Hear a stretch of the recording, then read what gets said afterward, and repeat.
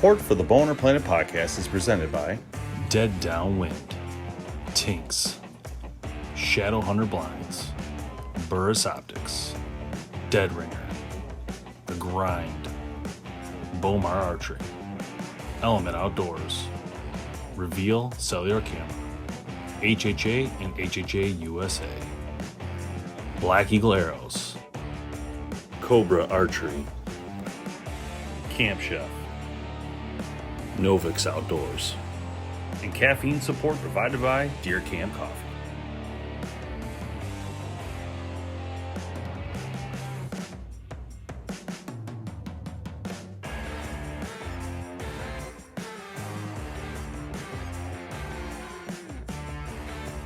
Hey everyone, welcome to BowHunterPlanet podcast tonight. Myself, Tim Mazarana, Dave Thomas, and excited tonight, man. Dave and I have been talking all day today about talking to Corey Anderson, MMA fighter, bow hunter extraordinaire. Corey, how's it going, man? Going good, man. How you doing? I'm good, man. We're really excited to talk to you, man.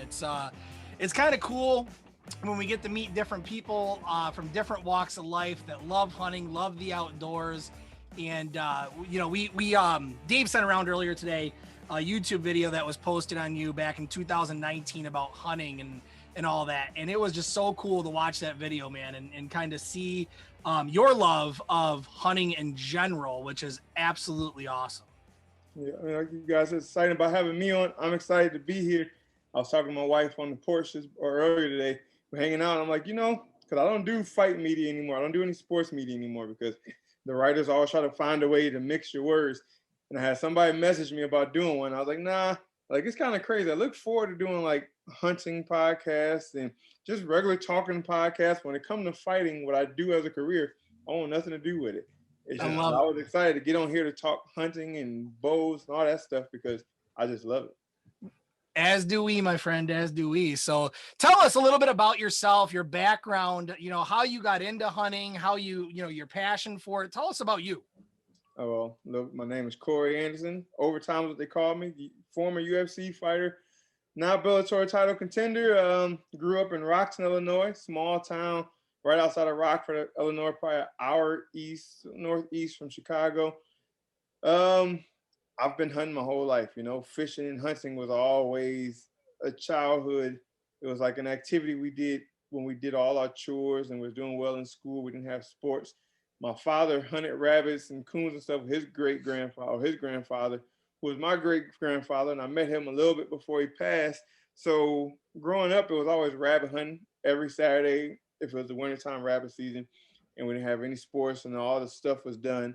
My father owned a roofing company, so we were busy. But if we didn't have to work, we'd go load the dogs up, load the beagles up in the back of the truck, drive to Freeport, 35, 40 minutes, let them go on the track and hit, they own them, and we loved it, running down the track, trying to get them, shooting shotguns, had my hunter safety course done when I was 8 years old.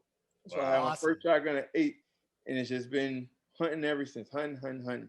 And we always fished in the summer. So I grew up in the outdoors. Whether I was on the roof, I was fishing or hunting. It was always outdoors.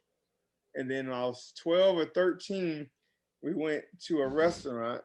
It was next door to his archery range. And it was called, I can't remember the name of the range. It was a 3D course. And I always seen the targets dropping up and down. And I got my dad saying, like, Dad, look at that. That's cool. They're like, wait, they shooting bows. Like, we never shot a bow before. Let's go in there. Let's see it. And the guy told us and showed us how it worked. My dad bought a Matthews at the time, and he loved it. And then he took me back like a week later and got me a Browning. And I used to go down there we used to go 3-4 times a week and just shoot, watch those targets pop up and down, shoot, get the timing. Then we bought some targets for the house, and we had 7.2 acres. So, we could shoot wherever, Nice. So we did that. We did trap shooting, and we'd go out and shoot the bow. And it wasn't until I was like 16 years old. So my sophomore year in high school, I'm in the locker room talking to somebody like, I'm about to go home and shoot my bow. And they're like, wait, you bow hunt? And I go to an all-white high school. I'm the only black dude in the locker room. They're like, wait, are you bow hunt? I'm like, no, I just shoot my bow. What you mean hunt? Like, you can hunt with a bow? Like, yeah, you never hunt with your bow? I was like, no. So my buddy was like, you got a tree stand? I was like, I don't know. What do you mean? I'm not standing in a tree? Yeah, my dad had hunted with a bow, but I hadn't. So he let me use his tree stand, which was a climber. And this Yeah. is like the funniest story to this day. Can't remember the brand, but I remember we going to the woods. My buddy's like, all right, you see this tree? You're going to go on, you're going to go up. Well, I never practiced, so I didn't know anything about it. I hook it to the tree, and I'm trying to go up, and he walks away, and I just literally just stay right there at the bottom of the tree. I'm probably 4 feet off the ground, just sitting there with my feet touching the ground, like, oh shit, I don't think I'm gonna see. I don't think I'm gonna see anything today. And he came back and like, yo, like when it was over, like, why you at the ground? Like, why you so low? I was like, I didn't know how to climb. I never hunted before. That's awesome, man. I'll tell you, Dave was my buddy that got me into hunting. And on my very first hunt, he stuck me in the worst possible spot ever because the property wasn't that big and he wanted to hunt the good spot. Well, I had to do what I got to do. I know you're just going to go out there and mess it up, so yeah, I had to protect myself. Funny how you remember that stuff, you know? Yeah, I put people onto the deer that is their first time.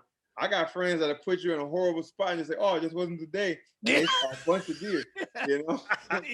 Selfish hunters. That's it, man. That's it. This was on public land. Get out of here, Tim. It wouldn't have mattered where you say you have no idea what's going to walk through. No, yeah, but Brian shot one the next morning. Yeah, that's all pre-set up stands. There's nothing like we had no preset. It was public land. We had nowhere to put them. So we're like, hey, just sit here, just close to the trail in case he got lost or messed around or threw up all morning, which he did the one time, then acting like it was a deer call. Remember that guy came up to you? That was a very rough morning for sure. Yeah, that was funny. But anyhow, but your story about the climber, I was hunting with a friend one time and I was trying to film for him, and I had this climber and I was going up a tree, and I'm going up the tree, and every like 3 feet up I go, I literally slide down like a foot. So I go up 3, slide down a foot, go up 3, and it would just keep sliding because it wasn't like gripping the teeth. And I'll never forget, like I thought I was gonna die. Like I'm like, this is crazy.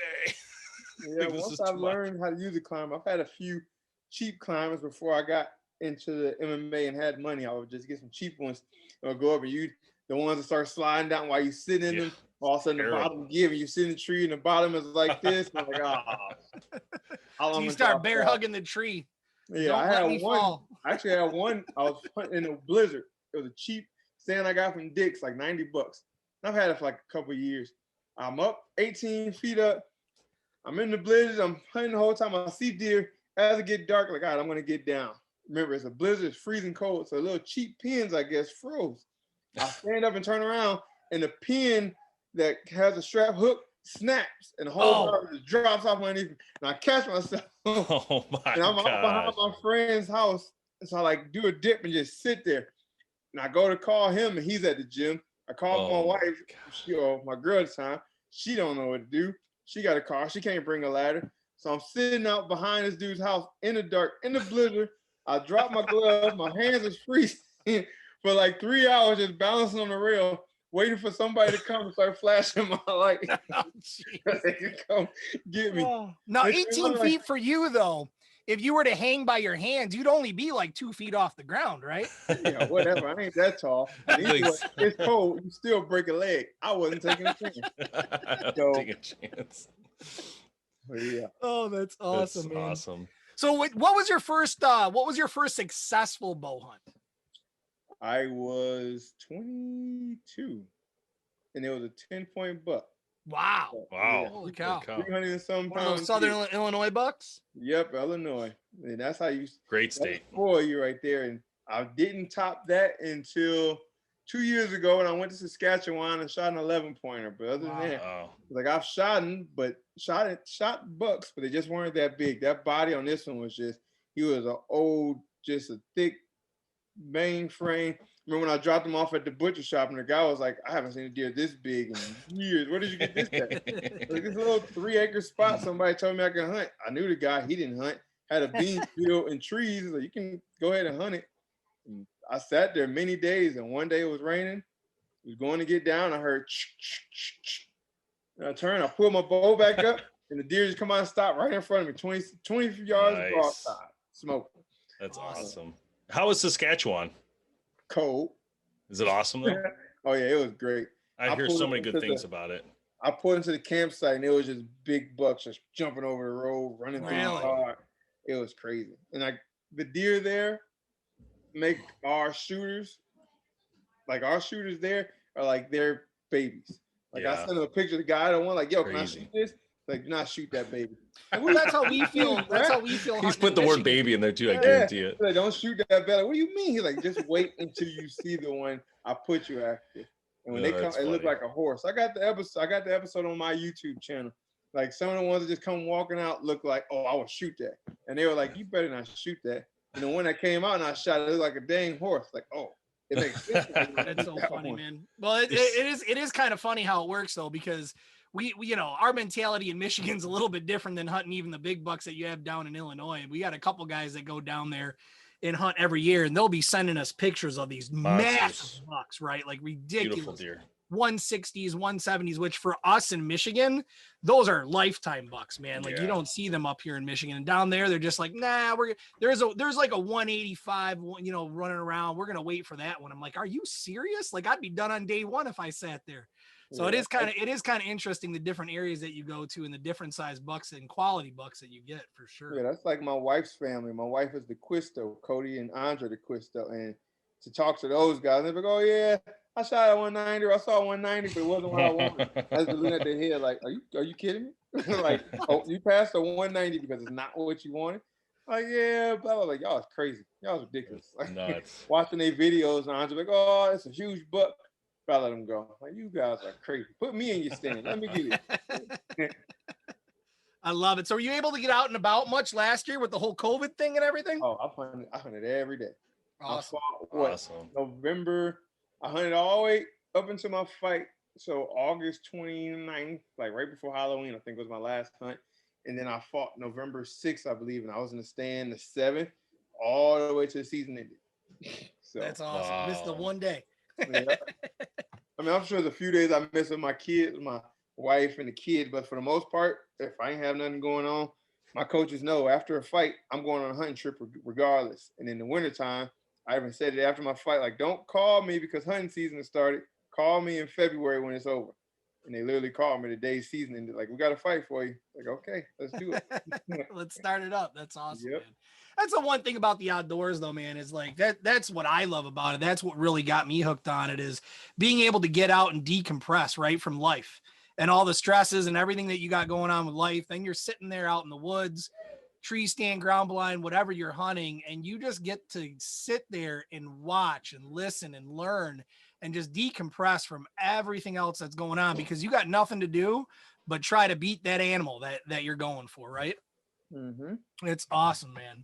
Like I was telling Dave when we got on here, when I got on, I had just ran in the house from shooting my bow. Like I was just there, like I just shot my bow. It's a great day now. You know, that's after training and run chasing kids and whatever it is. I love to finish my day with shooting my bow. Like at the end of the day, before the kids go to bed, I tell my wife I'm gonna go shoot like 3-4 rounds. I got 65-yard range in the yard, take my 5 arrows out, shoot 3-4 times, I come back in. I'm released. Now I can get ready, spend the rest of the night with the family, put them to bed, and I'm good.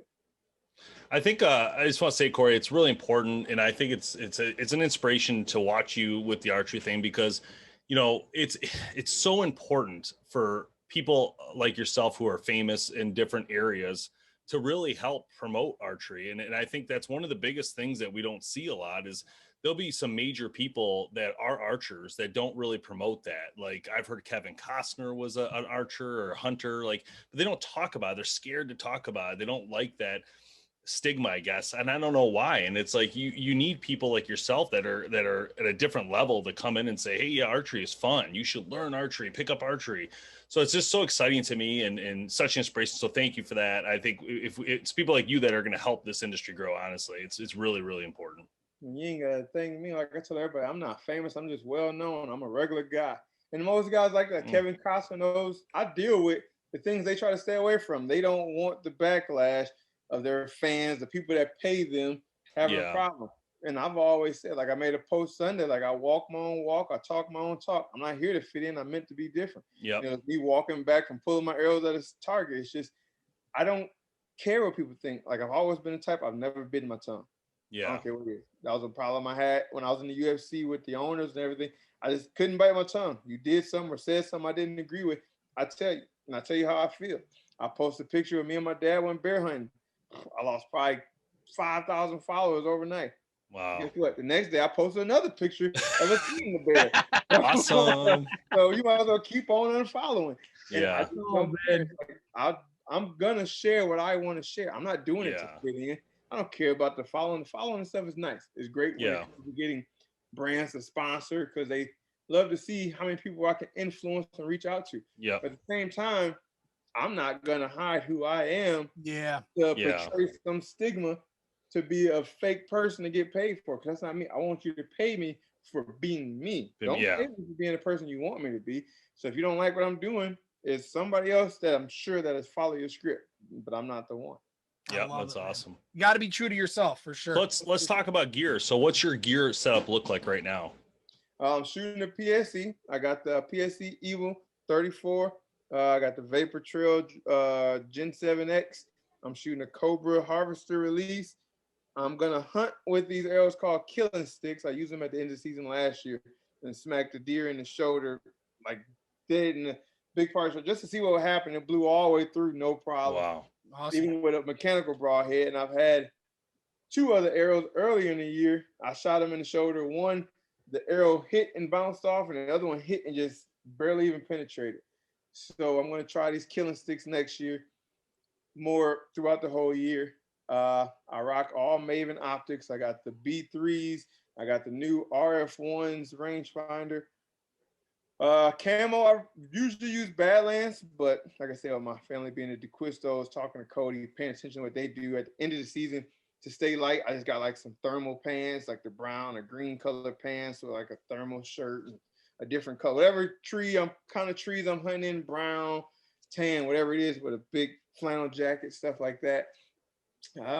Let's see what else. I'm rocking Irish Setter Vapor Trail early season boots, or the I just got a new pair of mud boots, rubber boots that I'll try out as well this season. I'm trying to think what else. How about broadheads? Broadheads, like I usually shoot the Rages, but like I don't know. I keep trying to, like one of the last episodes I did on my YouTube is Broadhead Test. I did 4 different fixed broadheads to see which one fly the best. Because as a hunter, they all say, oh, they fly true right out of the package, but they never do. You never find one that flies the truth. And I've lost some deer because of that. Like, I shoot them on the target. Oh, I shot good at 20, and I forget to go back to 40 or 50, and I shoot at 32, and it goes way left field. And it's like, what just happened? Yeah, what the hell's going on here? I shot the Muzzy 1. I go through tons of different broadheads too, by the way. I literally use different broadheads for every hunt. But I shot the Muzzy 1 last year on a doe at the end of the year with a crossbow, and 46 yards, smoked her. It was like literally dead stream. I was like, wow, that was awesome, right? And then this year I flipped over. I shot a mechanical. I think it was like a Rage at the beginning of the year, or this past year, sorry. And I had hit a deer in a weird spot, and the arrow did something really funky, and it went in like, because you were talking about shoulders. I think I hit it like a little bit high. And it went in like literally, I don't know, Tim, what would you say? Like we were talking about this, like 6 inches, the whole arrow. Yeah, maybe if that. It was very strange situation. So after that, I switched back to the 1 because I was like, maybe I just need a fixed head. I don't know what the hell happened there. So I used the Muzzy 1 again out of a different bow rig because I switched over to I think it was the Bowtech Revolt, and I had a deer come in at 42 yards, and it was a clean shot though. So, but it flew true as true gets for a fixed head, and I'm usually a big mechanical guy. So I was impressed that it actually did well at that distance. It was fun. It was cool to see it. I was always a fixed head guy. Like growing up, my dad only shot fixed heads, and we shot the Montex G5 Montex since we started bow hunting. That was it until what was it, like 2018 Thanksgiving morning. I go out. I'm in the blind. Big old 6-pointer come out. Like the rackets are so tall, I wasn't gonna pass. I'm in Jersey when I'm training, so I can get 3 different bucks in 3 different times. Like I'm gonna shoot this one. I got several coming, and I literally hit him right behind the shoulder. And I wish I was filming at the time. Now I film all my hunts. At the time I didn't, but I know I hit him dead behind the shoulder. I watched it sink in, but it didn't go out the other side. It dug into the shoulder, and I'm thinking, oh, that deer is dead. And like he jumps, he takes off the top of his hill, and he stops, and he just starts like moping, like he's yipping, like he's trying to fall. So, I stopped watching, like he's going to be dead up there soon. Putting my stuff away. I go to look, and he's no longer up there. Man. Where'd he go? So, I waited an hour before I go to the case. I go check. I find like a little bloody spot, and it stopped. And then we walk this property. It's not a small or big property because Jersey's really no, well, at the Not time, big they didn't public know land, any yeah. farmers. So it's like Right. more suburban hunting.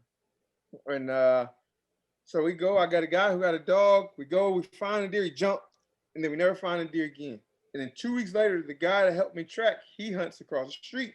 He finds his deer that he shot, and near it, he finds my deer, which was like 3 miles down the road. He said, with the arrow, like he said, it went right through the heart, stuck in the shoulder, but he made it way down here. Wow. He was like, you got to get a mechanical, man. That's gonna open up and cut him open through the way. And then I went one season, I went like 8 for 8 with mechanicals. The next season, I love these things. You're sold. Yeah, sold. At the extreme ranges with the fixed head and the mechanical that opened up. And then the next year I started having problems again. It's just like, now I don't know what to do. I feel like no matter what arrow you shoot, you're gonna have some problem. You're either not gonna get a good blood trail, or it's gonna bounce off that shoulder. Well, I think it's important to switch it up every once in a while too, just to keep keep it fun, number one, but also to keep the confidence up, right? I mean, when you start having issues like that, you end up losing confidence in yourself as much as you lose confidence in the equipment, right? And so it was switching it up, I think definitely helps, man. I think the only thing that keeps me from switching up as often as I would like to is the fact you got to always retune, you got to move the rest, you got to change the sight, you got to change the sight tape. If it might be 100 grain, but it just don't fly like the other 100 grain. So now I got to get new sight tape. And it's just with me I'm training 2 to 3 times a day. I got to make sure I spend time with my kids. Like I said, I got a bow shop in the basement. I got this place outside I can shoot. I can shoot in the basement. But at the end of the day, that's just a lot of work. I love doing it, but when it's all it takes time for sure. Yeah, I'm just like, I really don't feel like going downstairs and working right now. I just want to relax, watch Netflix or something. I love Netflix and chill. I'll stick to one arrow as long as I can. So man, what is your draw length? 31 and a half. It was okay. 32 So or you're on the top end. In the bow. I'm gonna show you this broadhead real quick. Hold on a minute. I'm gonna share my screen. Is it working? Oh yeah, the crown, man. You see the crown? Yeah, I see it. What the heck is that? Yeah, so this like thing, a Christmas tree on a broadhead. It's amazing. Yeah, it's insane. So Thorn, who makes this broadhead, it literally, so for a fixed head, is it changing pictures when I do this? Yeah. Okay, good. I just want to make sure you see this screen. It has different size blades. And so what happens is when it hits the target, it actually cores a hole through it, which is literally insane. And so like when we talk about the broadhead mechanical opening and the guy saying to you, you need a mechanical to open and all that, this one actually is just as good because it actually bores a hole that actually cannot be closed. So you get almost like a bullet scenario, like almost like a hollow point where it hits the mushrooms and creates a gap. This thing created a gap. And I only know that because we tested on ballistics gel and it actually cored it like that. And I'll see if I can find that video in a second, but it was literally insane. It's pretty sick the way this thing looks, man. Yeah, it's... So those single bevel or double bevel? The blades in those. Single, I think. Yeah, they're only I'm pretty sure they're single. It's kind of cool. It goes together because it's in layers. You got one blade, then you got this little ball bearing that sits on top, then you got another blade, another ball bearing, another blade, another ball bearing, and another blade. So they all kind of like move around a little bit. Mm-hmm.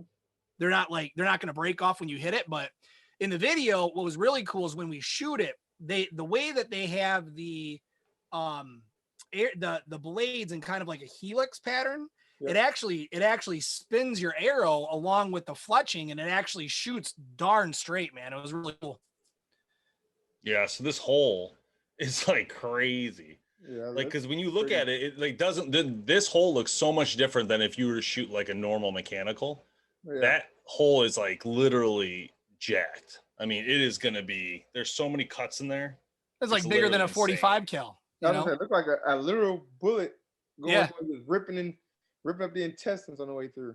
Yeah, this would be devastating to a deer, honestly. It would be devastating. So everywhere you see that where like those air bubbles in there, it is literally a core, which is weird when you think about it. But you gotta remember it's gonna be spinning, when it hits the animal. So it's gonna keep spinning through. So it's gonna create that like where it grinds it all together.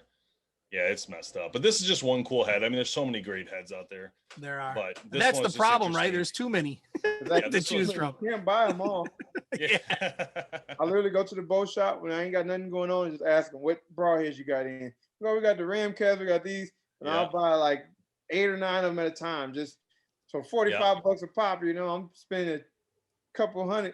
Yep, no doubt. Get some broadheads, and then halftime I don't even get to shoot them all. You know, Yeah. One, And then like you gotta find a place to put them so your wife doesn't see them and know that you bought 10 of them. You know, I get it, man. It's tough. My wife understands the addiction. She grew up in it, so she don't like it, but she understands. I love it. So Corey, what did you shoot before PSE? I had shot a Matthews. Matthews sent me the Howland 32 in 2017, and I shot that for like a year. And I went to a trade show, and the guy Austin, I can't remember his last name, Austin Van something, but from PSC he was a rep, and I'm walking around, I hear somebody calling my name. I'm looking like it's crowded, so I don't know. And this guy comes over and grabs me like, Corey, I see you shoot your Matthews every day. What would it take to get PSC to have you shoot? That's awesome. You do the same thing. I'm like, I don't know what PSC want with me. Like, all you do is post like you do with your Matthews, and we would. That's give awesome. Well, at first, like, we'll give you a deal 50%, and I was like, well, I love my bow now. Why would I? Go to go pay for a bow. Right. Like, okay. But then I met him the next day, and ever since now I've met Pete Shepley and had me come out to the factory, and it's like whatever I need, anytime I call him. And that's cool. Take care of me. I was just talking about you actually. I was talking to you with Mike Looper from Knock On. Okay. We were at the Total Archery Challenge in Michigan. Yeah. He said you were at the one that he was just at Pennsylvania. Pennsylvania, I think it was. That was Yeah. cool. Yeah, Actually, they shoot PSC, so I was like talking about the PSC thing. I was like, oh, that's cool. Yeah. So that was my first one. I love the Total Archery Challenge. Can't wait for next year.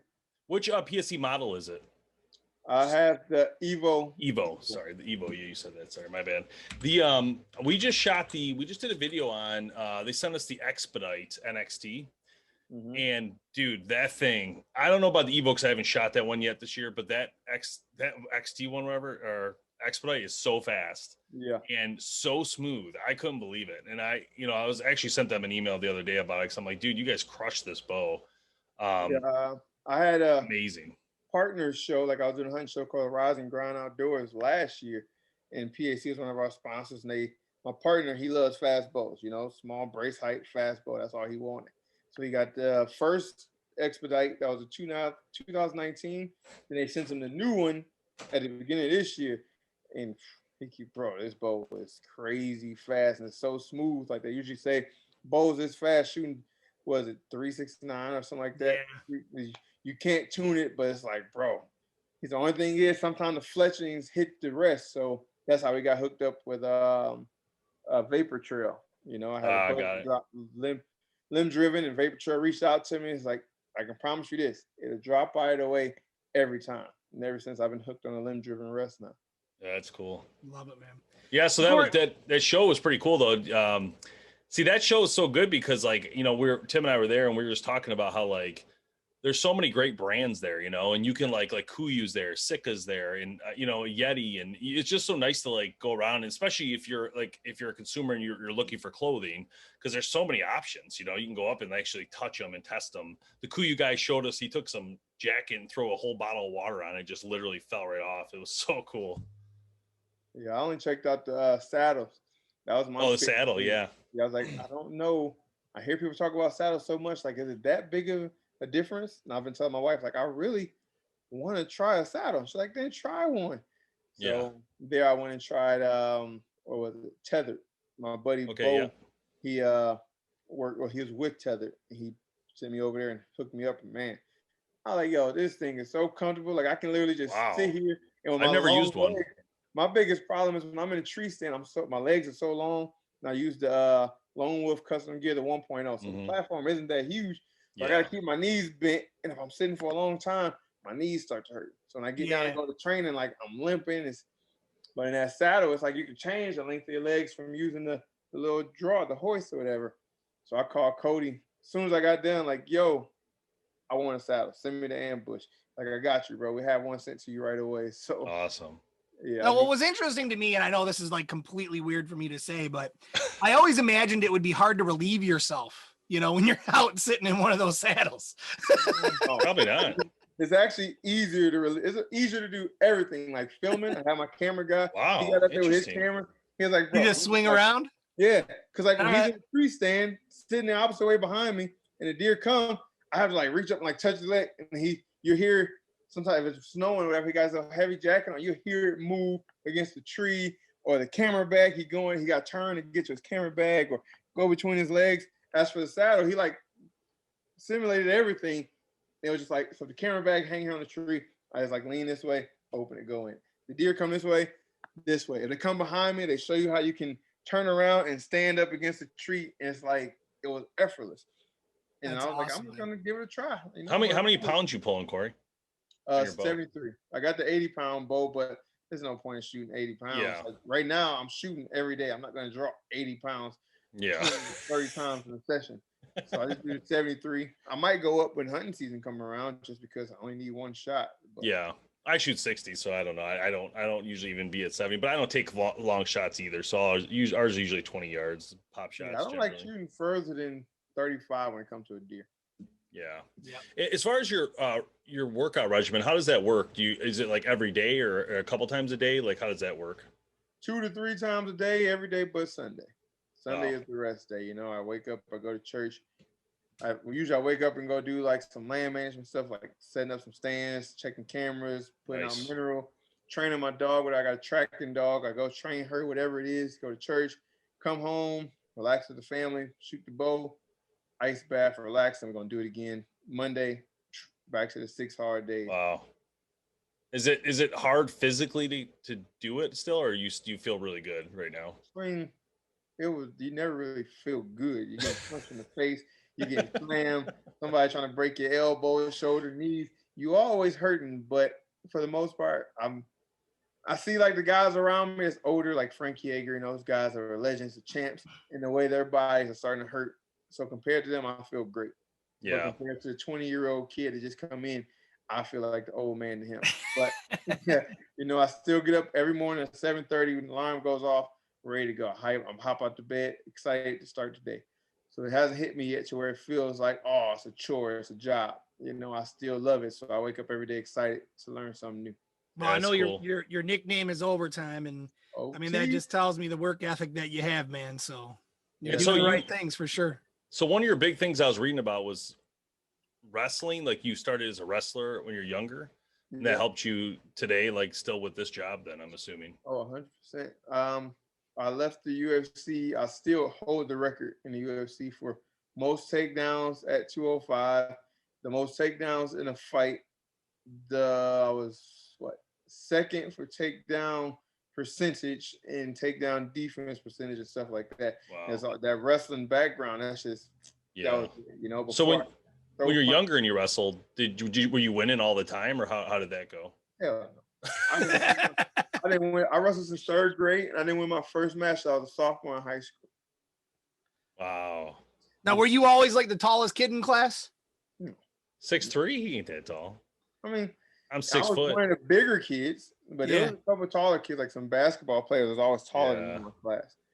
But you got to meet any NBA players? Huh? You got to meet any NBA players? Fred VanVleet is actually from my town. Oh, cool. Like the next town over. He was in our conference. So we've done a few.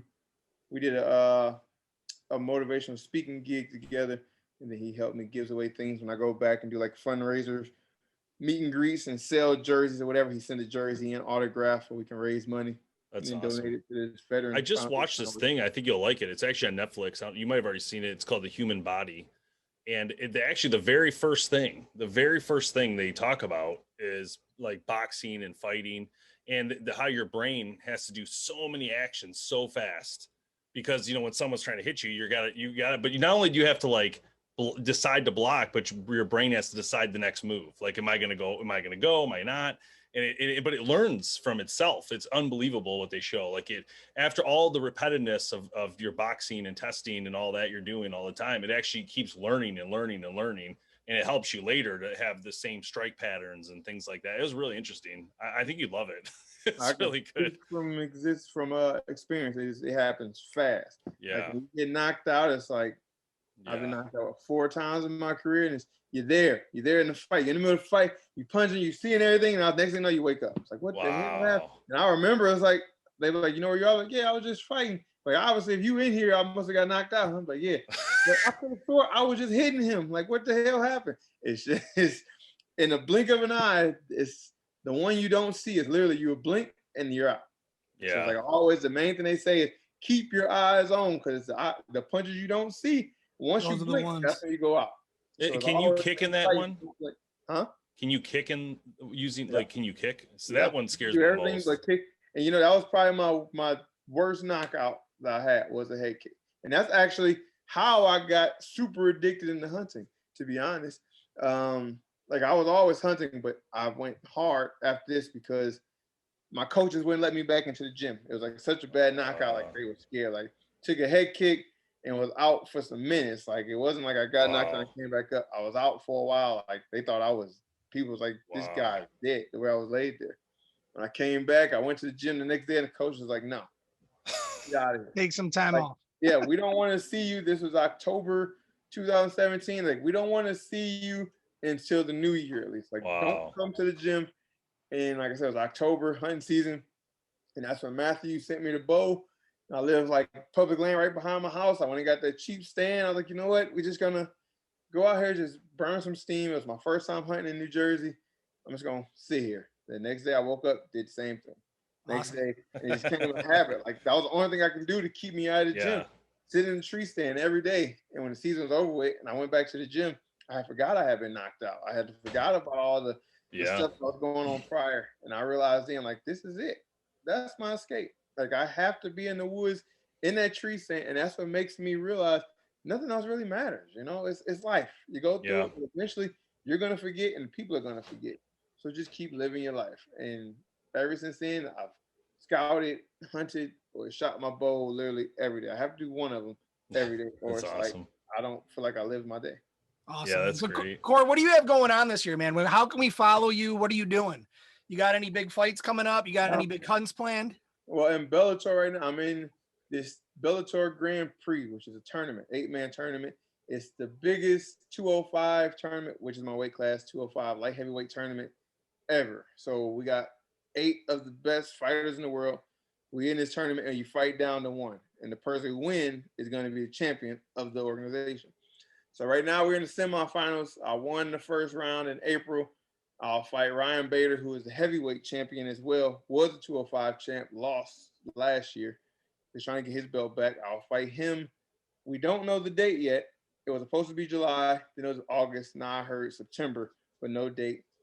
Other than that, with the tournament going on, which is why I stopped doing the hunting show I had with a partner, it was like, I need to focus on this tournament. It's $1 million tournament and you're the champ. You win, you get $1 million, life-changing, plus the money you make, and you'll be the champion.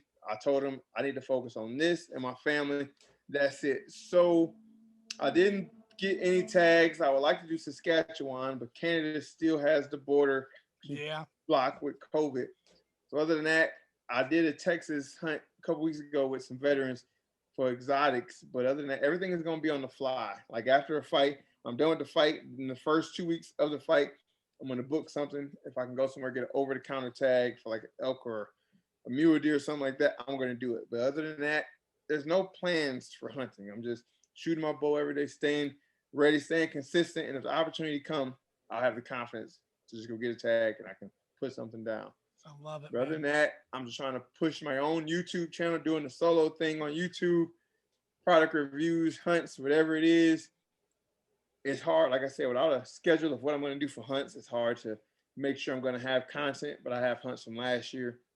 I have the veteran hunt. I did 2 episodes from that made from a couple weeks ago, and a lot of different product reviews and this and that, bow builds, arrow builds, broadhead tests, trail camera reviews, feeders, and different stuff. So just every week I try to get something out every Sunday. Just how can people find that, man? What is it, just under your name on YouTube, or what's the channel name? Outdoors with Overtime, All right. So we'll link it below. Yeah, it started off just wanted to film some stuff, just practicing with the camera. But then it came, I want them to see me in a different light. Like I said, I don't do the fight media no more, but I love doing hunting media and stuff like that. fighting can only last so long, but hunting I can do a lifetime. You know, That's right. This is who I am. I am a hunter. My mindset as a hunter. I fight as a hunter, and everything I do, I want you to know it's more to me than fighting. So come spend some time in the outdoors with Overtime, and that's how it started. So I love it, man. Well, we appreciate you, man. We appreciate you being you. on. It is awesome. Again, I mean, it's great to have you on just to show your love for the outdoors and talk about archery a little bit and show that side of you, man. It's great. Major inspiration, man. Thank you. Appreciate it. You guys for having me. Thank you very much. Yeah, we'll check back in with you in the fall, see how it goes, and hopefully you win this one. Win it for us, baby. Yeah, man. For the bow hunters. That's right. Love it. All right. Well, thanks, Corey. Thank you. See you, man. Take care. Bye-bye.